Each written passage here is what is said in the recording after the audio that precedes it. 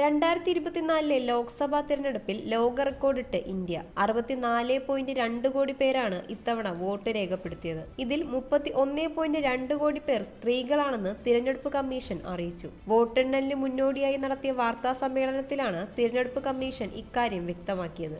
ഇതൊരു ചരിത്ര മുഹൂർത്തമാണെന്നും US, UK, France, Germany, Italy, Japan, Canada തുടങ്ങി എല്ലാ G7 രാജ്യങ്ങളിലെയും വോട്ടർമാരുടെ 1.5 മടങ്ങാണ് ഇന്ത്യയിൽ വോട്ട് രേഖപ്പെടുത്തിയിരിക്കുന്നതെന്നും മുഖ്യ തിരഞ്ഞെടുപ്പ് കമ്മീഷണർ രാജീവ് കുമാർ പറഞ്ഞു. സ്ത്രീ വോട്ടർമാരുടെ പങ്കാളിത്തത്തെയും രാജീവ് കുമാർ അഭിനന്ദിച്ചു. ജമ്മു കാശ്മീരിൽ 4 പതിറ്റാണ്ടിനിടെ ഏറ്റവും ഉയർന്ന പോളിംഗ് രേഖപ്പെടുത്തിയ തിരഞ്ഞെടുപ്പ് കൂടിയാണിത്. ഏറ്റവും കുറവ് റീപോളിംഗ് നടന്നതും 2024 ലോക്സഭാ തിരഞ്ഞെടുപ്പിലാണ്.